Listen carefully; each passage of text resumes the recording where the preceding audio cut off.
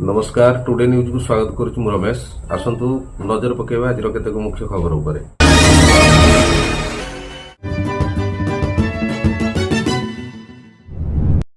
मो ना सबीर बक्स। आज आमर ओडिशा स्पोर्ट्स डिपार्टमेंट तरफ गोटे ग्रूमिंग कैंप चली। ग्रूमिंग कैंप पूर्व आम गोटे टैलेंट हंट कैंप करूँ।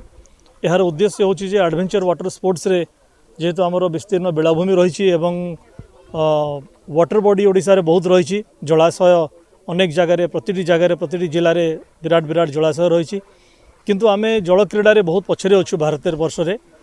तेणु आम जेहेतु ओडिशा याचिंग एसोसिएशन दीर्घ 10 वर्ष धरी वाटर स्पोर्ट्स को प्रमोट कर विंड सर्फिंग काइट सर्फिंग आम पिला माने प्रदर्शन करुँच। भारतर सर्वकनिष्ठ काइट सर्फर ओडिशार सौम्यजित राय क्रिस एवं तांको भौणी विशाखा राय। यहाँ देखी क्रीड़ा विभाग चाहूँगी जे वर्तमान ओडिशा रे जल क्रीडार प्रचार प्रसार खूब बड़ भाव में हो बड़ आकार रे हो जहाँपाई कि गोटे एडवेंचर वाटर स्पोर्ट्स नार गोटे स्कीम तैयारी करा जायछि एवं से स्कीम अंडर रे आमे वर्तमान प्रति जिले में टैलेंट हंट कैंप करूँ एवं टैलेंट हंट कैंप रु जो पिला मानू आमे बाछिबू से पिला मानू आमे एठी महानदी रे आनी गोटे ग्रूमिंग कैंप करूँ।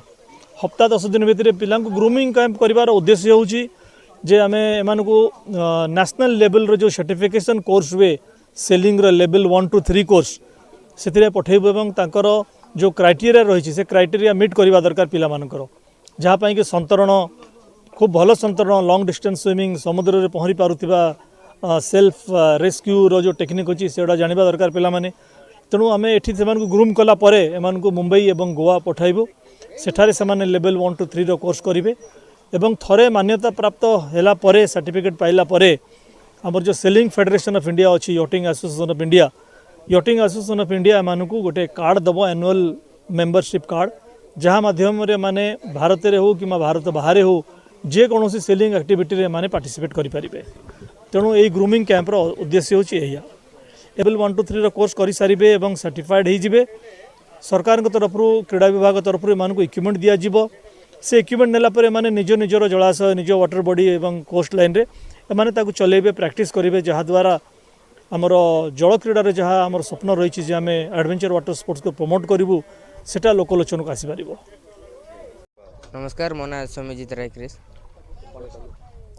एठी आमर जो गवर्नमेंट आमर जे डायरेक्ट स्पोर्ट्स मिनिस्टर अच्छा सूर्यवंशी सर तांको तरफ एठी धामनगर 20 जन पिला आछंती स्कूबा डाइविंग काइट सर्फिंग आ विंड सर्फिंग आ सेलिंग आ स्नॉर्कलिंग को सिखिया पे मु तो already scuba diving swimming snorkelling selling level 1 to 3 course सार देछि। मो ना भव्यश्री कर सार थिबा जोगु आमर भयटा नाही आमे एठी 7 दिन रो कैंप चलची। तेणु एठी scuba diving snorkelling wind surfing ये सब सिखा होची हमको प्रशिक्षण दिया होची एवं सेति पय हमको किछि भय नाही।